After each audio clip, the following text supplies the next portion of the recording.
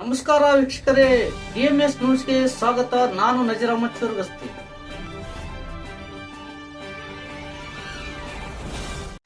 ಪಟ್ಟಣದಲ್ಲಿ ಇಕ್ರಾ ಉರ್ದು ಶಾಲೆಯ ವಾರ್ಷಿಕ ಸ್ನೇಹ ಸಮ್ಮೇಳನ ತಾಳಿಕೋಟೆ ಪಟ್ಟಣದ ಮುಸ್ಲಿಂ ಸಮುದಾಯದ ಪ್ರತಿಷ್ಠಿತ ಶಿಕ್ಷಣ ಸಂಸ್ಥೆಗಳಲ್ಲಿ ಒಂದಾದ ಇಕ್ರಾ ಉರ್ದು ಪ್ರಾಥಮಿಕ ಮತ್ತು ಪ್ರೌಢಶಾಲೆಯ 19ನೇ ವರ್ಷದ ವಾರ್ಷಿಕ ಸ್ನೇಹ ಸಮ್ಮೇಳನ ಅದ್ದೂರಿಯಾಗಿ ಜರುಗಿತು.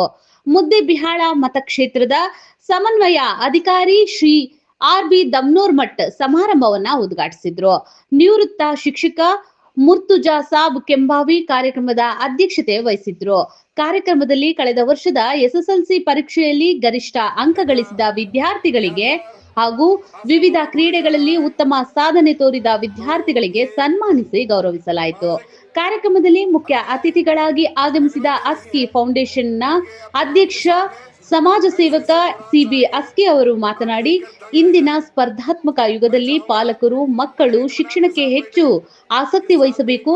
ಶಿಕ್ಷಣದಿಂದಲೇ ಸಮಾಜಗಳ ಅಭಿವೃದ್ಧಿ ಸಾಧ್ಯವಿದೆ.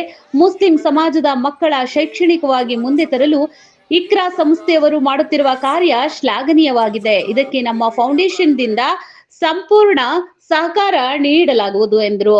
ಕಾರ್ಯಕ್ರಮದಲ್ಲಿ ಪುರಸಭೆ ಮಾಜಿ ಸದಸ್ಯ ಪ್ರಭುಗೌಡ ಮದರಕಲ್, ಮಾಜಿ ಮೇಯರ್ ಅಬ್ದುಲ್ ರಜಾಕ್ ಓರ್ತಿ, ಅಲ್ಪಸಂಖ್ಯಾತರ ಮುಖಂಡ ನಿರಂಜನ್ ಶಾ ಮಕಂದಾರ್, ಮುಸ್ಲಿಂ ಬ್ಯಾಂಕ್ ಅಧ್ಯಕ್ಷ ಮೆಹಬೂಬ್ ಕೆಂಬಾವಿ, ಕಾಂಗ್ರೆಸ್ ಮುಖಂಡ ಮುದ್ದು ಪಾಟೀಲ್, ಮಹಲ್ ಗಲ್ಲಿ ಅಧ್ಯಕ್ಷ ಹಸನ್ ಸಾಬ್ ಕೋರ್ಕಿ, ಇಸಿಒ ಮಹಮ್ಮದ್ ಇಲಿಯಾಸ್ ಭಗವಾನ್, ಶಂಶುದ್ದೀನ್ ನಲ್ಬಂದ್, ಮುಖ್ಯ ಗುರುಗಳಾದ ಜಾವೇದ್ ಕೆಂಬಾವಿ, ಸಂಚಾಲಕ ಸಯ್ಯದ್ ಇರ್ಫಾನ್ ಕಾಜಿ, ಶಫೀಕ್ ಇನಾಮ್ದರ್, ಸಂಸ್ಥೆ ಶಿಕ್ಷಕರು, ಸಿಬ್ಬಂದಿಗಳು, ಪಾಲಕರು ಹಾಗೂ ವಿದ್ಯಾರ್ಥಿಗಳು ಇದ್ದರು.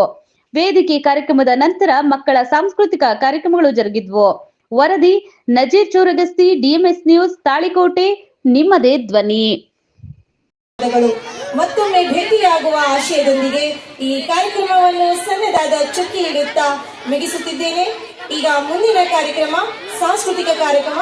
ಈ ಕಾರ್ಯಕ್ರಮವನ್ನು ನಡೆಸಿಕೊಂಡು ಬರಲು ಸದಸ್ಯರು ಬರ್ತಾ ಇದ್ದಾರೆ.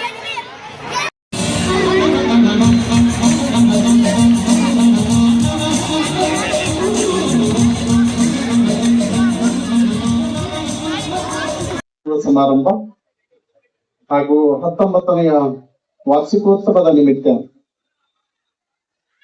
ವೇದಿಕೆಯನ್ನು ಹಂಚಿಕೊಂಡಿರುವ ಎಲ್ಲ ಗಣ್ಯಮಾನ್ಯರೇ, ಪಾಲಕ ಬಂಧುಗಳೇ, ಗುರುವೃಂದವೇ, ವಿದ್ಯಾರ್ಥಿಗಳೇ, ಎಲ್ಲ ಮಾಧ್ಯಮದ ಮಿತ್ರರೇ, ಬಹಳ ಸುಂದರವಾಗಿರ್ತಕ್ಕಂಥ ಕಾರ್ಯಕ್ರಮ ಈ ಮೈದಾನದಲ್ಲಿ ಆಯೋಜನೆ ಆಗಿದೆ. ಅನೇಕ ವಿದ್ಯಾರ್ಥಿಗಳು ಬಹಳ ಅಮೂಲ್ಯವಾಗಿರ್ತಕ್ಕಂಥ ಪ್ರಶಸ್ತಿಗಳನ್ನ ಈ ವೇದಿಕೆಯಲ್ಲಿ ಪಡೆದುಕೊಂಡಿದ್ದಾರೆ. ವಿದ್ಯಾರ್ಥಿಗಳೇ, ಸುಮಾರು 10 ವರ್ಷಗಳ ಕಾಲ ಪ್ರಾಥಮಿಕ ಮತ್ತು ಮಾಧ್ಯಮಿಕ ಶಿಕ್ಷಣವನ್ನು ಪಡೆದುಕೊಂಡು ನಾಳೆ ನಿಮ್ಮ ಮನಸ್ಸಿಚ್ಛೆಯ ವಿಷಯಗಳನ್ನ ಆಯ್ದುಕೊಂಡು ಅಧ್ಯಯನ ಮಾಡ್ತಕ್ಕಂಥ ಕಾಲಘಟ್ಟಕ್ಕೆ ನಾವೆಲ್ಲರೂ ಹೋಗ್ತಾ ಇದ್ದೀವಿ. ಆದ್ದರಿಂದ ಮೊಟ್ಟ ಮೊದಲು ತಮಗೆ ಶುಭಾಶಯಗಳನ್ನು ತಿಳಿಸ್ತಾ, ಇಲ್ಲಿ ಬಹಳಷ್ಟು ತಾಯಂದಿರು ಇರೋದ್ರಿಂದ ಈ ದೇಶದೊಳಗ ಒಬ್ಬ ದೇವಾಂಶ ಪುರಿತ ಆಗಿರ್ಬೋದು ಅಬ್ದುಲ್ ಕಲಾಂ ಅಂತ ಹೇಳಿ, ಅವರು ಈ ದೇಶದ ಜನತೆಗೆ ಒಂದು ಕರೆ ಕೊಟ್ಟರು. ಒಂದು ದೇಶ ಸಮೃದ್ಧ ಆಗಬೇಕು ಅಂತಂದ್ರೆ, ಒಂದು ಸಮಾಜ ಮೂಲ ವ್ಯವಸ್ಥೆಗೆ ಬರಬೇಕು ಅಂದ್ರೆ, ಒಂದು ಧರ್ಮ ವಿಕಾಸದತ್ತ ಸಾಗಬೇಕು ಅಂತಂದ್ರೆ, ಆ ಧರ್ಮ ಮತ್ತು ಜಾತಿಯ ಎಲ್ಲ ಜನಾಂಗವು ಮೊಟ್ಟ ಮೊದಲು ಮಾಡಬೇಕಾಗಿರ್ತಕ್ಕಂಥ ಕಾರ್ಯ ಶಿಕ್ಷಣವನ್ನು ಪಡೆದುಕೊಳ್ಬೇಕು ಅನ್ನುವಂತ ಒಂದು ಕರೆಯನ್ನು ನೀಡುತ್ತಾರೆ.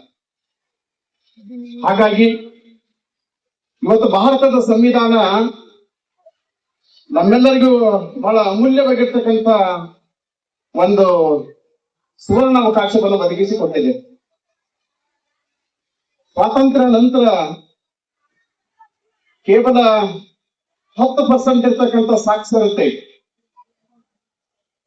ಇವತ್ತು 80 ವರ್ಷಗಳಲ್ಲಿ ನಾವು 75% ಸಾಕ್ಷರತೆಯನ್ನು ಸಾಧಿಸಿದ್ದೀವಿ. ಅದಕ್ಕೆ ಕಾರಣ ಇವತ್ತು ಎಲ್ಲ ಧರ್ಮೀಯರು, ಎಲ್ಲ ಸಮಾಜದವರು ಮೊಟ್ಟ ಮೊದಲ ಆದ್ಯತೆ ಶಿಕ್ಷಣ ಅಂತ ಅನ್ನೋದನ್ನ ಕೊಟ್ಟಿದ್ದೀರೆಂದ್ರೆ ಇವತ್ತು ಭಾರತ ಜಗತ್ತಿನ ಭೂಪಟದೊಳಗ ಮೊದಲನೇದಾಗಿ ನಿಲ್ಲೋದಕ್ಕೆ ಸಾಧ್ಯತೆಯಾಗಿದೆ ಅಂತಕ್ಕಂಥ ಒಂದು ಮಗುವಿನ ಹೆಸರು ಬರ್ತದೆ. ಪಶ್ಚಿಮ ಬಂಗಾಳದೊಳಗ ಕೇವಲ 6ನೇ ತರಗತಿಯನ್ನು ಓದ್ತಕ್ಕಂಥ ಒಬ್ಬ ಬಾಬರ್ ಅಲಿ ಎನ್ನುವ ವಿದ್ಯಾರ್ಥಿ ಗುಡ್ಡಗಾಡನ್ನ ದಾಟಿ ದಿನ 6 ಕಿಲೋಮೀಟರ್ ಅನ್ನ ದಾಟಿ ಶಿಕ್ಷಣವನ್ನು ಪಡಿತಾ ಇರ್ತದ. ಆ ಮಗುವಿನ ಜೊತೆಗೆ ಇನ್ನೂ 8-10 ವಿದ್ಯಾರ್ಥಿಗಳು ಇರ್ತಾರೆ. ಆದ್ರೆ ಬಟ್ಟೆ ಬರೆಯೋದಕ್ಕೆ ಭಿಕ್ಷೆಯನ್ನು ಬೇಡ್ತಿರ್ತಾರೆ ಅವರು. ಆ ಮಗುವಿಗೆ ತಾನು ಶಿಕ್ಷಣವನ್ನು ಪಡೆದುಕೊಂಡು ಬಂದಿರತಕ್ಕಂತ ಆ ಬಾಬರ್ ಅಲಿ ಕೇವಲ ಶಿಕ್ಷಣ ನನಗಷ್ಟೇ ಅಲ್ಲ, ಈ ಚಿಂದಿ ಆರಿಸ್ತಕ್ಕಂಥ ಮಕ್ಕಳಿಗೂ ಶಿಕ್ಷಣವನ್ನು ಕೊಡಬೇಕು ಅನ್ನುವಂತ ಉದ್ದೇಶವನ್ನು ಇಟ್ಟುಕೊಂಡು ತಾನು 10ರಿಂದ 5ರವರೆಗೆ ಕಲ್ತಿರ್ತಕ್ಕಂಥ ಆ ವಿದ್ಯೆಯನ್ನ ರಾತ್ರಿ ಆ ಎಲ್ಲ ಮಕ್ಕಳನ್ನ ಕೂಡಿಸಿಕೊಂಡು ಪಾಠವನ್ನ ಮಾಡ್ತಾನೆ. ಇವತ್ತು ಅದೇ ವಿದ್ಯಾರ್ಥಿ ಭಾರತದ ಅತ್ಯಂತ ಸಣ್ಣ ವಯಸ್ಸಿನ ಮುಖ್ಯೋಪಾಧ್ಯಾಯ ಅನ್ನುವಂತ ಬಿರುದನ್ನು ಪಡೆದುಕೊಳ್ಳುವುದರ ಜೊತೆಗೆ ಅವನು ಕಟ್ಟಿದ ಶಾಲೆಯಲ್ಲಿ 5,000 ವಿದ್ಯಾರ್ಥಿಗಳು ಅಧ್ಯಯನವನ್ನು ಮಾಡ್ತಾ ಇದ್ದಾರೆ ಅಂತಂದ್ರೆ ಅಂತಹ ಆದರ್ಶವನ್ನ ನಮ್ಮ ಬದುಕಿನಲ್ಲಿ ಅನುಸರಿಸಿಕೊಳ್ಬೇಕಾಗಿದೆ. ಸಲ್ಮಾನ್ ಖಾನನ ಜೊತೆಗೆ ಇನ್ನೊಬ್ಬ ಸಲ್ಮಾನ್ ಖಾನ್ ಇದೆ ನಮ್ಮ ಮಧ್ಯದಲ್ಲಿ. ಅಮೆರಿಕಾದ ಒಬ್ಬ ಸಲ್ಮಾನ್ ಖಾನ್ ಇಡೀ ಜಗತ್ತಿಗೆ ಶಿಕ್ಷಕರಿಗೆ ಪಾಠವನ್ನ ಮಾಡತಕ್ಕಂತ ಬಹು ಅಮೂಲ್ಯವಾಗಿರ್ತಕ್ಕಂಥ ಯೂಟ್ಯೂಬ್ ಅನ್ನ ಆರಂಭ ಮಾಡಿ ಇವತ್ತ ಜಗತ್ತಿನ ಎಲ್ಲ ಶಿಕ್ಷಕರಿಗೆ ಪಾಠವನ್ನ ಮಾಡ್ತಾ ಇದ್ದಾನೆ. ಹಾಗಾಗಿ ಇಡೀ ನಮ್ಮ ಬದುಕಿನಲ್ಲಿ ನಾವು ಒಂದಷ್ಟು ಆದರ್ಶಗಳನ್ನ ಅನುಸರಿಸಿಕೊಂಡು ನಾವು ಶಾಲೆಗೆ, ಸಮಾಜಕ್ಕೆ, ಧರ್ಮಕ್ಕೆ, ದೇಶಕ್ಕೆ ಗೌರವವನ್ನು ಕೊಡ್ತಕ್ಕಂಥ ಕೆಲಸ ಆಗ್ಬೇಕಾಗಿದೆ. ಬಹಳ ಖುಷಿ ಅನ್ನಿಸ್ತೀವ. ಇವತ್ತು ವಿದ್ಯಾರ್ಥಿಗಳನ್ನ ಪ್ರಶಸ್ತಿ ಕೊಡೋದರ ಜೊತೆಗೆ ಒಬ್ಬ ಶಿಕ್ಷಕಿಯನ್ನು ಈಗ ಸನ್ಮಾನ ಮಾಡಿದ್ರು. ಆ ಶಿಕ್ಷಕಿಗೆ ಇದಕ್ಕಿಂತ ದೊಡ್ಡ ಪ್ರಶಸ್ತಿ ಬೇಕಿಲ್ಲ. ಬಹಳ ಭಾವುಕರಾದ್ರು. ಯಾಕಂತಂದ್ರೆ ಒಬ್ಬ ಗುರು ಆ ಶಿಷ್ಯನ ಬಗ್ಗೆ ಏನು ಕನಸು ಕಾಣ್ತಾನೆ ಅಂತಂದ್ರೆ ತನ್ನ ಜೀವಮಾನದಲ್ಲಿ ಗುರುವನ್ನ ಶಿಷ್ಯ ಮೀರಿಸಬೇಕು ಅನ್ನುವಂತ ಕನಸನ್ನು ಕಾಣ್ತಾನೆ. ವೃದ್ಧಾಪ್ಯದಲ್ಲಿ ಶಿಷ್ಯನ ಸಾಧನೆ ಕಾಣಬೇಕು, ವೃತ್ತಪತ್ರಿಕೆಗಳಲ್ಲಿ ಬರಬೇಕು, ಮಾಧ್ಯಮಗಳಲ್ಲಿ ಬರಬೇಕು, ಟಿವಿಯಲ್ಲಿ ಬರಬೇಕು. ಆ ಸಾಧನೆಯನ್ನು ನೋಡಿ ಆ ಶಿಕ್ಷಕ ಒಂದಷ್ಟು ಸಂತೋಷದ ಕಣ್ಣೀರನ್ನ ಸುರಿಸಿದಾಗ ಮಾತ್ರ ಅವನ ಋಣವನ್ನು ತೀರಿಸೋದಕ್ಕೆ ಸಾಧ್ಯತೆ ಆಗ್ತದೆ. ಆ ನಿಟ್ಟಿನಲ್ಲಿ ತಾವೆಲ್ಲರೂ ಈ ಸಮಾಜವನ್ನ ಮುನ್ನಡೆಸ್ತಕ್ಕಂತ ಸತ್ಪ್ರಜೆಗಳಾಗಿ ಸಾಗಲಿ ಅಂತ ಅನ್ನುವಂತಹ ಒಂದು ವಿಚಾರವನ್ನ ಹೇಳ್ತಾ, ಬಹುತೇಕ ತಾವೆಲ್ಲರೂ ಓದಿದ್ದೀರಿ ಅಂತ ನಾನು ತಿಳ್ಕೊಂಡಿದ್ದೀನಿ. ಸಮಾಜಕ್ಕೆ ಒಳ್ಳೆಯ ಶಿಕ್ಷಣ ಸಿಗ್ಬೇಕು ಅನ್ನುವಂತ ಒಂದೇ ಕಾರಣದಿಂದಾಗಿ ಇಡೀ ಇಟ್ಟುಕೊಂಡು ಇವತ್ತ ಸಮಾಜದ ವ್ಯವಸ್ಥೆಗೆ ಶಿಕ್ಷಣವನ್ನು ಕೊಡೋದಕ್ಕೆ ಕಂಕಣಬದ್ಧರಾಗಿರ್ತಕ್ಕಂಥ ಆ ಕೆಂಬಾವಿ ಕುಟುಂಬದವರಿಗೂ ಮತ್ತು ತಮ್ಮೆಲ್ಲರಿಗೂ ತಾವು ವಿಶ್ವಾಸವನ್ನು ಬಿಟ್ಟು ಈ ಶಾಲೆಗೆ ಹಚ್ಚಿದ್ದೀರಿ.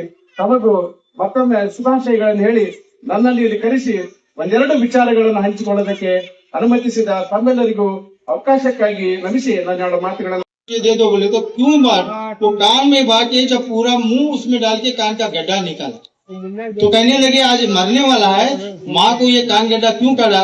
तो उसने बोला बच्चा अगर मैं पहली जब गलती किया तो मेरे माँ बाप मुझे डांटते थे तो मैं आज में फांसी के तक वो नहीं होता था। इसलिए हमको चाहिए हमारा बच्चा जब गलती करता है तो हम उसे जब का जब भी बता दें, और वो टीचर अगर कुछ डांटते हैं तो स्कूल को जाकर हमको टीचर को नहीं डांटना चाहिए, उस बच्चों को समझा के, पढ़ा के, लिखा के होनहार आदमी बनाना है, हिंदुस्तान का एक अच्छा नागरिक बनाना है। इसलिए आप सब लोगों से अपील करते हुए आप लोग यहाँ पे जितने लोग आए उसकी तरह स्कूल को तवज्जो दें और स्कूल को ताउन करें। ये सवाब जारिया होता है। आप लोगों ने स्कूल को जितना मदद करेंगे आप भी कामयाब होंगे, अपने बच्चे भी कामयाब होंगे। मैं वक्त की नजाकत को देखते हुए अपनी बात को यहीं पे खत्म करता हूँ। मुझे यहाँ बुला के जावेद साहब ने बहुत बात करने का मौका दिया, यहाँ सम्मान दिया। मैं पूरे यहाँ के टीचर्स को, ನಮ್ಮ ಚಾನೆಲ್ DMS ನ್ಯೂಸ್ ಲೈಕ್ ಮಾಡಿ, ಸಬ್ಸ್ಕ್ರೈಬ್ ಮಾಡಿ, ಶೇರ್ ಮಾಡಿ, ಕಮೆಂಟ್ ಮಾಡಿ.